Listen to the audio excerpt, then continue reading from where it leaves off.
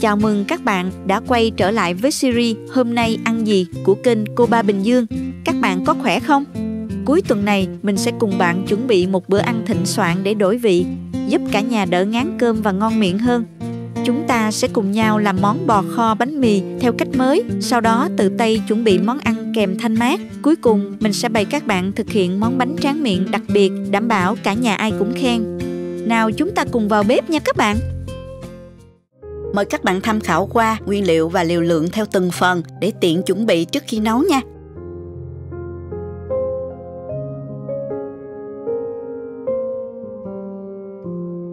Mình đập dập luôn 4 tép sả, mình không băm sả nha các bạn. Vì như vậy nước kho nhìn lợn cợn kém hấp dẫn hơn. Cắt khúc nó ra. Bây giờ mình bó lại để một chút nữa mình cho vào nồi nấu cùng để lấy hương thơm. Hôm nay mình chọn thịt bắp bò và thịt nạm bò nha các bạn. Thịt bắp bò có gân xen lẫn thịt như vậy. Khi nấu lên thì nó vừa mềm và vừa giòn ngon lắm. Toàn bộ thịt này thì mình đã rửa với muối và gừng sạch rồi. Bây giờ mình thêm bước trụng nữa để thịt được thơm ha. Cho nước sôi vào nồi. Cho vào 1 muỗng cà phê muối. Thêm gừng đập dập để khử mùi. 2 củ hành tím cắt lát.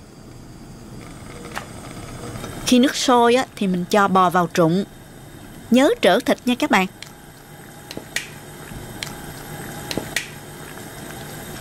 Mình trụng khoảng 3 phút. Rồi mình gắp thịt ra.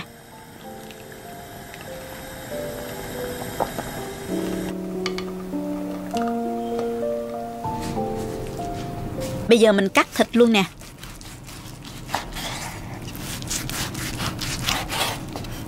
Cắt khối vuông cạnh khoảng 3,5 cm. Mình cắt to một chút nha. Vì khi kho thì bò sẽ teo lại nữa là vừa ha. Muốn kho ngon, các bạn nên chọn thịt có gân như là thịt bắp bò, thịt nạm bò, gân bò. Bạn nào thích mềm hơn thì có thể chọn thịt vai, thịt cạnh sườn bò hoặc ức bò. Sau khi hầm hoặc kho thì những loại thịt bò này có kết cấu chặt chẽ hơn so với thịt thăn nên không bị khô và rã. Thịt nạm thì mình cắt nhỏ hơn bắp bò một chút để kho cho nhanh mềm ha.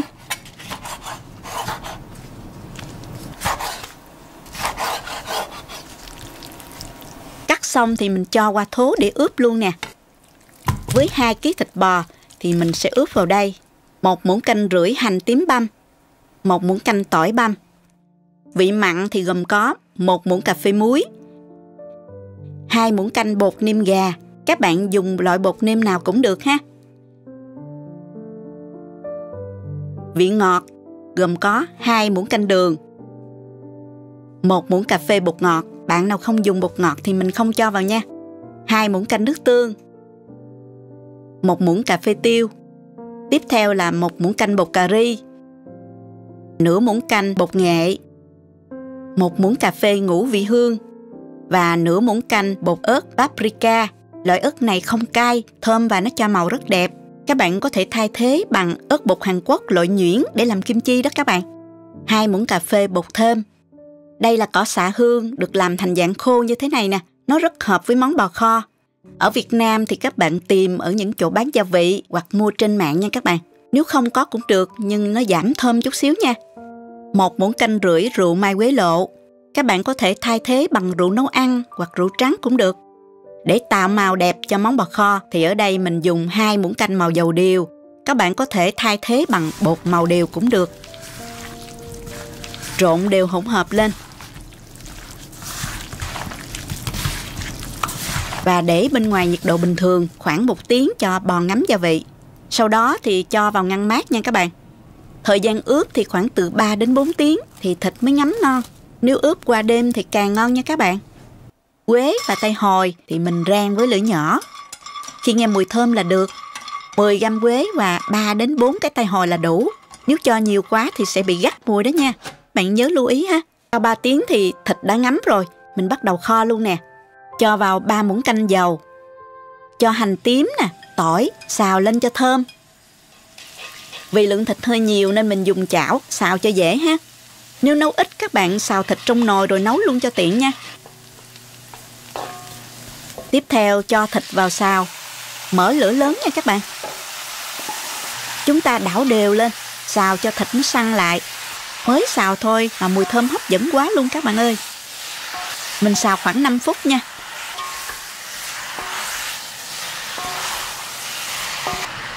Như vậy là được rồi nè. Mình cho thịt vào nồi này để nấu ha.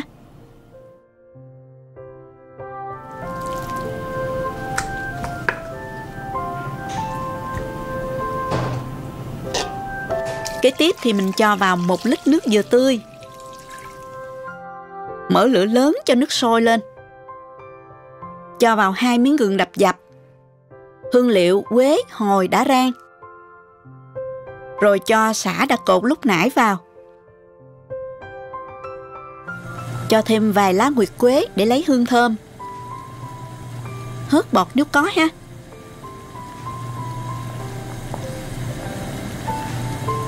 Mình nấu khoảng 30 phút cho thịt ngấm vị ngọt của nước dừa tươi cùng các hương liệu thơm. Bây giờ mình mới bắt đầu cho nước vào nè. Mình cho vào 1 lít nước và mình tiếp tục nấu. Các bạn để lửa nhỏ vừa để thịt bò đủ nhiệt cho nhanh mềm ha. Có thể đầy nắp lại.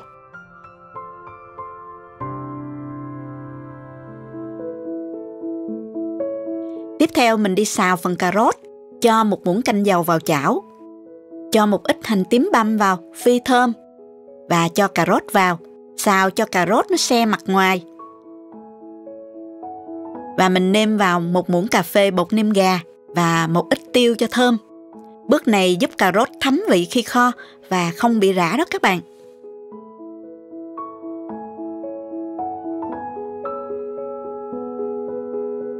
Mình kho đã được 1 giờ 20 phút rồi các bạn. Bây giờ mình vớt hết sả và gừng bỏ ra. Bò cũng đã mềm rồi nè. Và cho thêm vào 300ml nước sôi để bù lại lượng nước đã bốc hơi khi nấu. Và mình nêm vào đây 2 muỗng canh bột nêm gà. Các bạn sử dụng loại bột nêm nào cũng được ha. 1 muỗng canh đường, 1 muỗng cà phê muối và 1 muỗng cà phê bột ngọt. Mình thử lại nè. Đối với mình thì rất vừa rồi. Tuy nhiên lúc này các bạn nên điều chỉnh cho hợp khẩu vị gia đình mình ha. Cho cà rốt đã xào vào.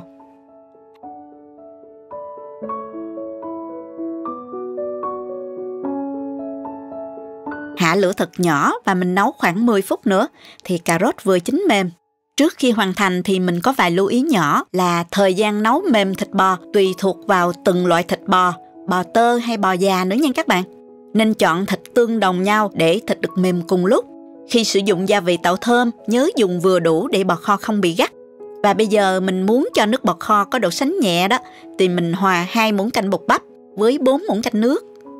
Cho vào từ từ và mình quậy nhẹ cho bột chín. Cuối cùng thì cho hành tây vào và tắt bếp.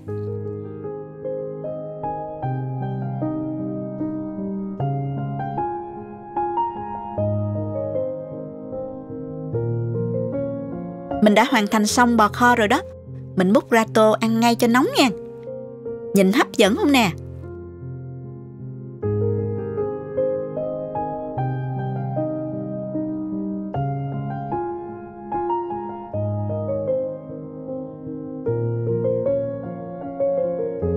Dọn kèm với muối tiêu chanh hoặc muối ớt chanh ha.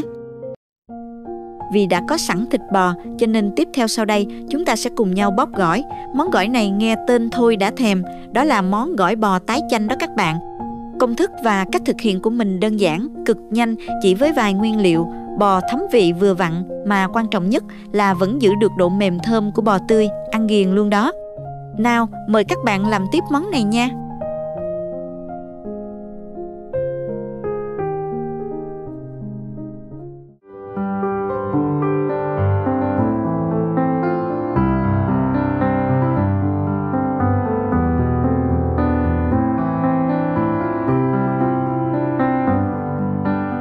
Để làm món ăn này mình chọn thịt bò thăn nha. Phần thịt này nhiều nạc và mềm, rất thích hợp để ăn món tái ha. Bạn nào thích ăn giòn giòn thì có thể dùng bắp bò hoa cũng ngon lắm nha. Thịt bò mua về, mình rửa sơ qua với muối loãng cho sạch. Sau đó dùng khăn giấy bếp thấm khô. Lưu ý là mình đừng ngâm thịt nha các bạn. Muốn cho thịt định hình dễ cắt hơn, các bạn có thể cho vào ngăn đá khoảng 40 phút cho dễ cắt nha. Bây giờ mình cắt thịt bò nè. Các bạn cắt mỏng thôi nha, để khi tái miếng thịt dễ chín và mềm hơn. Mình dùng ở đây là 500 g thịt bò. Mình dùng thịt thăn nha.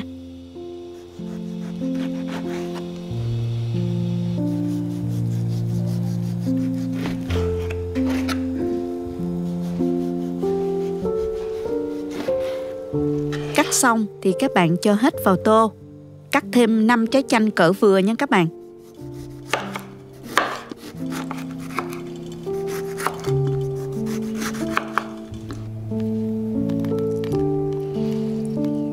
Vắt lấy nước cốt chanh.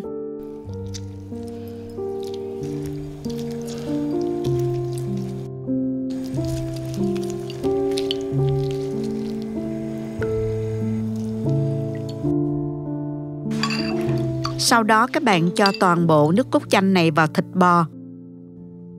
Các bạn trộn đều và mình tái thịt bò với nước cốt chanh trong vòng 30 phút.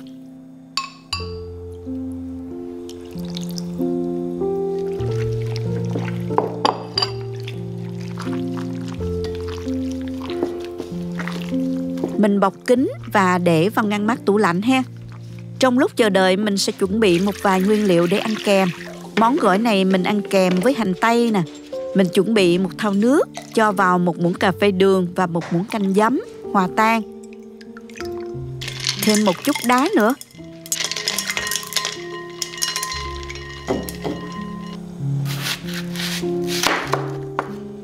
Cắt hành tây thành múi cao mỏng như thế này.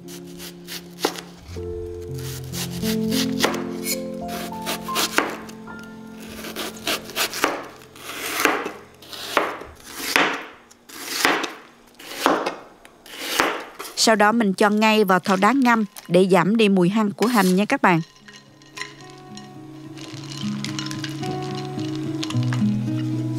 Cắt sợi một ít ớt để trang trí. Nếu ai ăn được cay thì các bạn dùng ớt chỉ thiên. Còn ăn không cay thì mình dùng ớt sừng để thêm màu sắc cho món gỏi hấp dẫn hơn ha.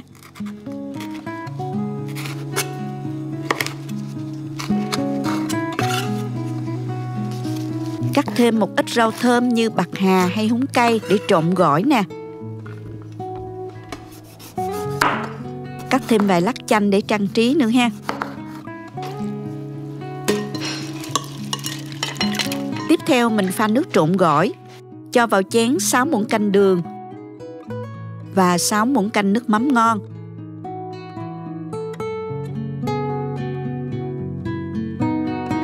Sau đó thêm 2 muỗng canh nước cốt chanh. Hòa tan đường.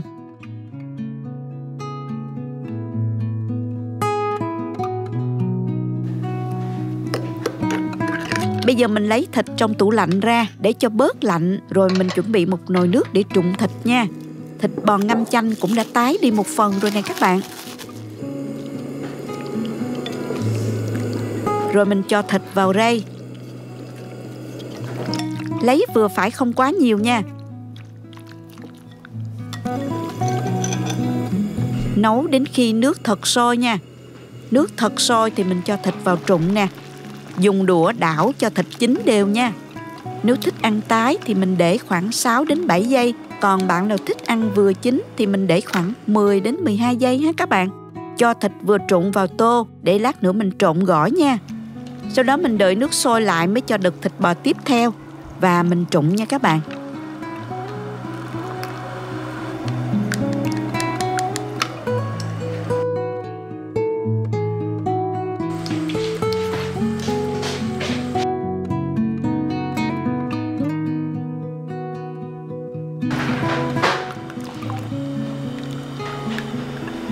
Chúng ta trụng thịt bò lần lượt cho đến khi hết luôn ha.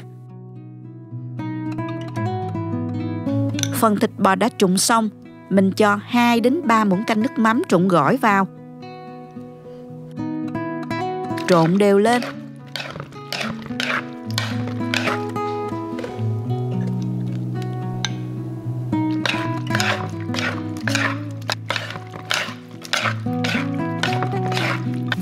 Thêm hành tây. Cuối cùng cho thêm rau húng lủi và ớt cắt sợi. Và mình tiếp tục rưới thêm 2 muỗng canh nước trộn gỏi nữa. Trộn đều và các bạn xóc nhẹ tay ha. Nêm nếm thấy vừa ăn hoặc thêm nước trụng gỏi tùy thích hen các bạn.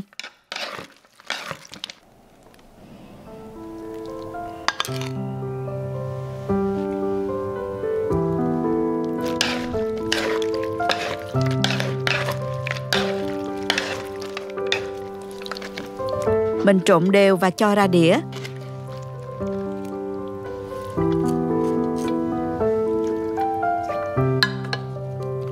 Rắc thêm đậu phộng, mè rang và hành phi.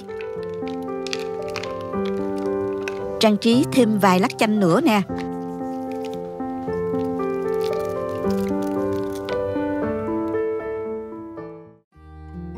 Và như đã nói từ đầu video, món cuối cùng mình sẽ chia sẻ công thức làm bánh flan đặc biệt của mình. Món bánh flan này tuy dễ mà khó nha các bạn. Thành công ở chỗ bánh đạt được độ mềm mịn hoàn hảo, vị béo thơm dễ chịu. Nhưng mà các bạn yên tâm, cứ áp dụng đúng công thức và cách làm này, đảm bảo thành công từ lần đầu tiên. Nào chúng ta làm tiếp món cuối cùng của thực đơn hôm nay thôi.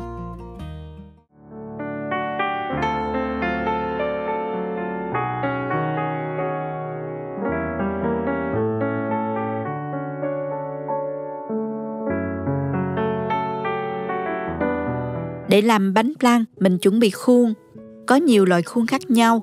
Ở đây mình có khuôn nhựa có dung tích là 50ml, có khuôn 70 hoặc 100ml nữa. Khuôn nhựa này chịu nhiệt và có thể hấp trong nồi, đổ vào khuôn nhỏ để dễ bảo quản và tiện lợi trong quá trình sử dụng. Ngoài ra mình còn dùng khuôn bánh bằng sứ như thế này. Khuôn này không có nắp, lát nữa mình bịt lại bằng giấy bạc hen. Rửa sạch khuôn nè, tráng bằng nước sôi và để ráo cho bánh của mình bảo quản được lâu hơn đó các bạn. Đầu tiên thì mình sẽ làm caramel. Cho 100g đường và 50ml nước vào nồi.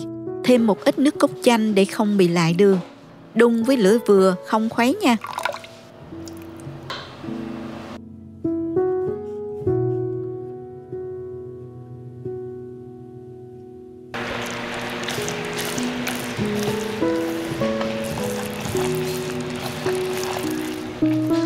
Thêm vào đây 50ml nước. Khi đường tan hết và chuyển sang màu nâu cánh gián thì các bạn tắt bếp. Đổ nhanh caramel vào các khuôn bánh, láng đều đáy khuôn.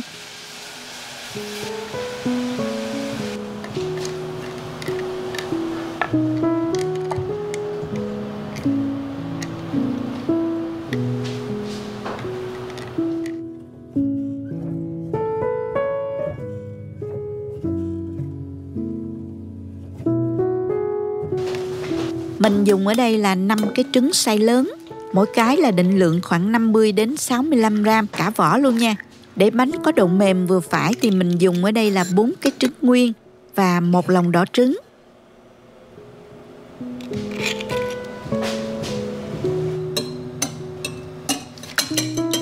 Cho trứng vào một cái tô nè, đánh tan theo một chiều, nhẹ nhàng để không tạo bọt quá nhiều nha các bạn. Mình vớt bớt bọt. Dùng một cái nồi nhỏ đổ vào đây 160g sữa đặc và 500ml sữa tươi không đường. Khuấy đều cho sữa đặc tan. Bật bếp và mình nấu cho đến khi hỗn hợp sữa ấm dần. Thử nhiệt độ sữa bằng cách nhỏ lên mu bàn tay. Thấy ấm ấm là được nha các bạn. Không được nấu sữa quá nóng. Sữa sẽ mất đi mùi thơm cũng như là chất béo của sữa và sẽ làm cho trứng bị chín. Sau đó đổ nhẹ nhàng phần sữa vừa nấu vào trong trứng. Mình đổ men theo thành tô như thế này ha.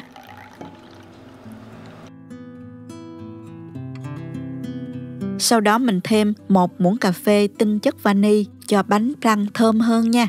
Đun sữa ấm sẽ giúp đánh tan mùi tanh của trứng, giúp bánh mềm và thơm hơn rất nhiều đó các bạn.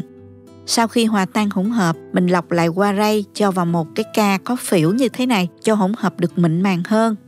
Mà mình cho vào ca có phễu để mình rót dễ dàng hơn khi đổ bánh vào khuôn đó. Bây giờ mình đổ hỗn hợp sữa trứng vào các khuôn bánh có tráng caramel nè các bạn.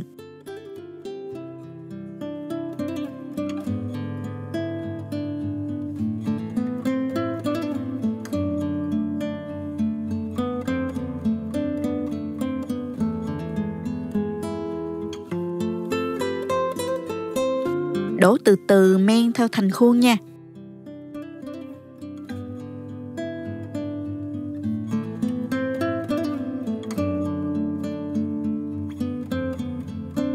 Sau đó nhẹ nhàng đậy nắp lại để tránh nước nhỏ vào đó. Khuôn nào không có nắp, lát nữa mình bịt lại bằng giấy bạc ha.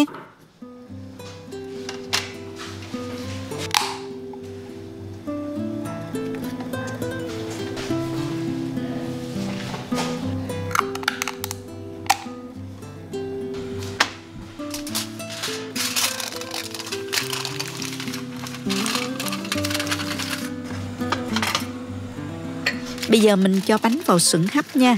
Các bạn có thể chồng nhiều lớp như thế này. Đặt nồi nước lên bếp đun cho nước sôi. Sau đó hạ lửa nhỏ nhất cho nước sôi nhẹ, sủi tăm như thế này là được ha.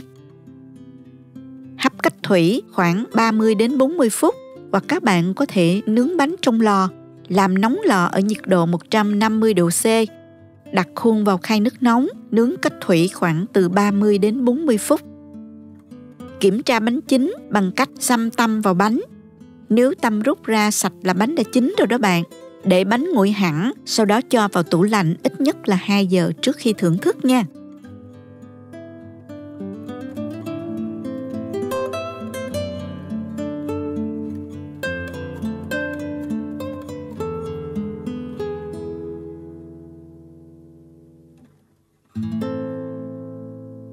Khi thưởng thức, mình lách đầu dao mỏng qua thành khuôn, lật ngược khuôn bánh ra đĩa. Bánh flan khi hoàn thiện có vẻ ngoài rất bắt mắt. Bên trên lớp caramel bóng mịn, màu nâu cánh gián đẹp mắt phủ đều lên mặt bánh, tạo ra một lớp áo đẹp và ngọt ngào.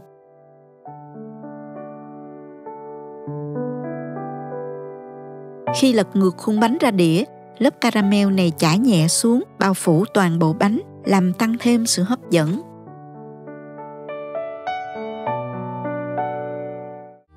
Hoàn thành rồi các bạn ơi! Bây giờ chúng ta sẽ cùng nhau thưởng thức thành phẩm hôm nay nha. Nếm qua từng món ăn để cảm nhận hương vị từng món nè. Phần này là phần hấp dẫn nhất luôn đó. Coi xong là phải đi nấu liền cho gia đình mình nha các bạn. Chúc các bạn thành công. Đừng quên like, ủng hộ, comment, chia sẻ cảm nhận của bạn và đăng ký kênh để nhận được những video mới nhất của mình nha. Thịt bắp bò thì mềm, hơi giòn, của gân rất ngon.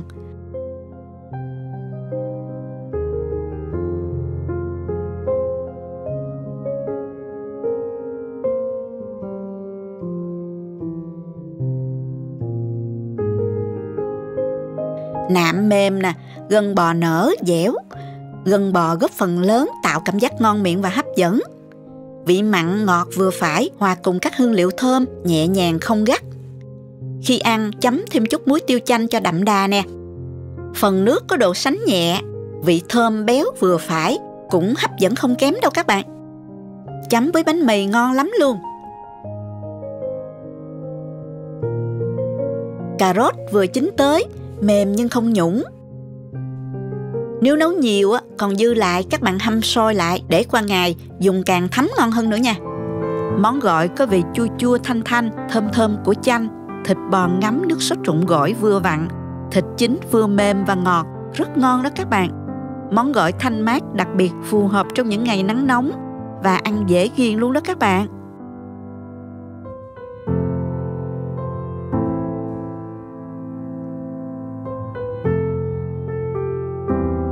Ăn kèm với bánh phồng tôm nữa nè. Món này ăn trong những bữa cơm hàng ngày hay trong những bữa tiệc họp mặt gia đình đều rất ngon và hấp dẫn lắm luôn. Bánh flan khi hoàn thiện có vẻ ngoài rất bắt mắt. Bên trên lớp caramel bóng mịn, màu nâu cánh gián đẹp mắt phủ đều lên mặt bánh, tạo ra một lớp áo đẹp và ngọt ngào. Khi lật ngược khuôn bánh ra đĩa, lớp caramel này chảy nhẹ xuống, bao phủ toàn bộ bánh, làm tăng thêm sự hấp dẫn. Mình thưởng thức tuyệt vời nhất khi thêm đá xay, một chút nước cốt dừa béo béo và một ít cà phê đen thơm lừng.